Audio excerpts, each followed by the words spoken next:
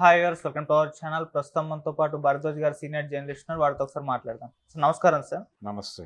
Sir, Maharashtra Jharkhand elections counting అయితే ఓట్ల counting జరుగుతుంది. సో అయినా దాదాపు కన్ఫర్మ్ అయిపోయింది మహారాష్ట్రలో ఎన్డీఏ కూటమి, అటు జార్ఖండ్లో చూసుకుంటే ఇండియా కూటమి దాదాపు అయితే ఖరారు అయిపోయినాయి సార్. కాకపోతే మహారాష్ట్రలో ఇండియా కూటమి రావచ్చేమో. అంతకుముందు ఎలక్షన్స్ కంటే ముందర ఒక ప్రచారం జరిగింది. కాకపోతే ఎగ్జిట్ పోల్స్ కూడా ఎన్డీఏ కూటమి వైపు మళ్ళీ ఇవాళ రిజల్ట్స్ కూడా ఎన్డీఏ కూటమి అని చెప్తున్నాయి.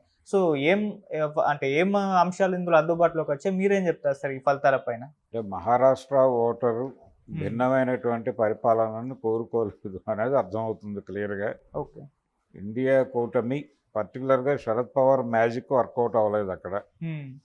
అలాగే కొద్దో గొప్ప హోప్స్ ఆయన మీదే ఉన్నాయి. ఇండియా కూటమి నుంచి ప్రభావవంతమైనటువంటి నాయకత్వం ఏది ఎమర్జ్ కాలేదు. రాహుల్ గాంధీ తన ప్రభావాన్ని చూపించే పరిస్థితిలో కనిపించలేదు. ఓకే. టోటల్గా అంటే ప్రభుత్వ వ్యతిరేక ఓటు కూడా అక్కడ బిల్డ్ కాలేదు.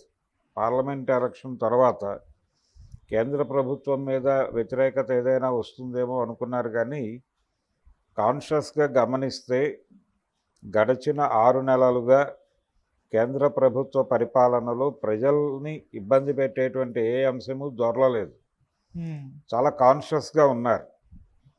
కాన్షియస్గా ఉండటానికి రీజన్ వాళ్ళు 63 సీట్లు కోల్పోయి ఉన్నారు పార్లమెంట్ ఎలక్షన్స్లో. అది కొంచెం బీజేపీని కట్టడి చేస్తోంది. 2019 to 24 బీజేపీ పరిపాలన వేరు, ఎన్డీఏ పరిపాలన వేరు, ఇప్పుడు నడుస్తున్న పరిపాలన వేరు. ఓకే. దీని తాలూకా ప్రభావం కొంత పనిచేసింది అక్కడ ఎలక్షన్స్లో. రెండోది, కొంత కేంద్రానుకూల ప్రభుత్వం ఉంటే బెటరు అనేటువంటిది ఒక అభిప్రాయం కనిపించింది ఓటర్లో. అందుకని కూటమి దిశగా కొంత నిర్ణయాలు తీసుకోగలిగారు. రెండోది, అక్కడ జనాల్ని ఇబ్బంది పెట్టిన పరిస్థితి లేదు. రెండోది, బాంబేకి సంబంధించినటువంటి ఒక నిర్మాణ వ్యవహారానికి సంబంధించిన కార్యక్రమాలు అమలవుతున్నాయి. ఇప్పుడు దీన్ని ఇబ్బంది పెట్టాల్సి వస్తుందేమో అనేది ఒకటి అనుకున్నారు. కాకపోతే రూరల్ ఏరియాలో కొంత బీజేపీకి, అంటే ఇప్పుడు బీజేపీ కూటమి కంటే కూడా ఇండియా కూటమి దిశగా రూరల్ ఓటు కొంత నడిచింది. ఓకే. కానీ అది చాలా తక్కువే. అంటే వ్యవసాయ రంగం మీద శరద్ పవార్ ప్రభావం ఏదో మేరకు ఉంది. ఆ ఏరియాలో ఆయన పట్టు నిలబెట్టుకోగలిగాడు. ఓకే. అంతవరకే పరిమితమైంది. దాని ప్రభావం అర్బన్ ఓటర్స్ మీద పడలేదు. పడకపోవడంతో వీళ్ళు రొటీన్గా అటు వెళ్ళిపోయారు. అంటే కేంద్ర ప్రభుత్వంతో సయోధ్యలో ఉండేటువంటి ప్రభుత్వం అయితే గనక కొంత మనకు ఉపయోగపడుతుంది అనేది వీళ్ళ బేసిక్ అంచనా. ఓకే. అలా మహారాష్ట్ర ఎన్నికల్లో మనకి కొంచెం అందరూ ఇండియా కూటమి గెలిచేస్తుంది అని, నిజానికి సర్వేలు ఏవి కూడా ఇండియా కూటమికి బ్రైట్ రిజల్ట్ అయితే ఇవ్వలేదు. జార్ఖండ్ కొంత డిఫరెంట్ ఏరియా. అది మహారాష్ట్రలో మనకి రైట్ వింగ్ పాలిటిక్స్కి కొంచెం బలం ఉన్న ప్రాంతం అది. అందుకని ఆ ప్రభావం చాలా తొందరగా కనిపిస్తుంది. మహారాష్ట్ర అనేది జై భవానీ వీర శివాజీ అనే నినాదానికి కూడా కొంత, అంటే శివాజీని వాళ్ళు ఎంబ్లంగా స్వీకరించి దాన్ని రెచ్చగొట్టేటువంటి ప్రయత్నం జరిగింది. మొదటి నుంచి జరుగుతోంది. అది ఈ రోజున కొత్త కాదు. రెండోది, నాగ్పూర్ వారి కేంద్రం, అందుకని వాళ్ళ ప్రభావం అనివార్యంగా ఉంటుంది అక్కడ. ఆ ప్రభావాన్ని ఏ మేరకు నిలవరించగలదు అనేది ఇండియా కూటమి మీద ఉన్న టాస్క్. అదేం పనిచేయలేకపోయింది అనేది అర్థమైపోయింది. ఓకే. శరద్ పవార్ బలంగా ఉన్న రోజుల్లో కొంతవరకు నిలువరించగలిగేవాడు. ఇప్పుడు ఆయన కూడా వయసు మీద పడింది. ఆయన నెమ్మదిగా ఆ ప్రభావాన్ని కోల్పోతున్నాడు అనేది ఈ ఎన్నికల్లో క్లియర్గా స్పష్టంగా కనిపించేసింది. కాబట్టి ఇండియా కూటమి మరింత మహారాష్ట్ర వేదికగా మహారాష్ట్ర మీద కేంద్రీకరించి పనిచేయాల్సిన ఒక చారిత్రక అవసరం ఉంది అనేది ఈ ఎన్నికల్లో ఒక రకమైన నిరూపణకు వచ్చింది. రెండోది, మహారాష్ట్ర కేవలం రైట్ వింగ్ పాలిటిక్స్కే కాదు, దళిత రాజకీయాలకు కూడా కేంద్రంగానే ఉంటూ వస్తోంది మొదటి నుంచి. దళిత్ ప్యాంథర్స్ మూమెంట్ ఇవన్నీ అక్కడి నుంచి పుట్టినవే. అయితే దాన్ని బలంగా పట్టుకోవడంలో ఇండియా కూటమి ఫెయిల్ అయింది. ఆ ఫెయిల్యూర్ కూడా కనిపించింది ఎన్నికల్లో. అంటే పూలే పునాదిగా అక్కడ ఆవిర్భవించినటువంటి దళిత ఉద్యమాన్ని, దళిత చేతనని ప్రాపర్గా తన వైపు తిప్పుకోవడంలో ఇండియా కూటమి సరిగా వ్యవహరించలేదేమో. నిజానికి దాడులు కూడా మహారాష్ట్రలోనే ఎక్కువ జరిగినాయి ఇరుపక్షాల వైపుల నుంచి. ఓకే. దాన్ని తన వైపు ఎఫెక్టివ్గా తిప్పుకోలేకపోవడం అనేది ఇండియా కూటమి వైఫల్యంగా కనిపిస్తుంది. అది కూడా కొంత కారణం. అయితే ఆ ఓట్లు ఏమైపోయినాయి అనేది ఇప్పుడు అదర్స్ అనే యాంగిల్లో కొంత డైవర్షన్ జరిగింది. రిపబ్లిక్ పార్టీ నుంచి అక్కడ ఆ ప్రభావం కొంత నడిచింది. కానీ ఈసారి ఎన్నికల్లో వాళ్ళు కూడా ఎవరు కనిపించలేదు. ఇండిపెండెంట్ ఎమ్మెల్యేలు కొంతమంది కనిపిస్తున్నారు. కాబట్టి మహారాష్ట్రలో ఈసారి రైట్ వింగ్ నాగ్పూర్ క్యాంపస్ వ్యూహం వర్కౌట్ అయింది.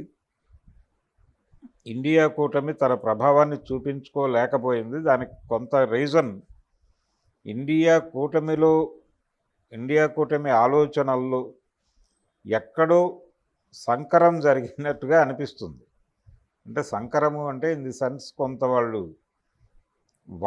వాళ్ళుగా కూడా మానసికంగా ఇండియా కూటమి కంటే కూడా ఎన్డీఏ కూటమికే అనుకూలంగా వ్యవహరించిన పరిస్థితి. ఇప్పుడు మరి ఎలా ఉంటుంది సీన్ అక్కడ, ముఖ్యమంత్రి ఎవరవుతారు అనే లెవెల్లో చర్చ జరుగుతోంది.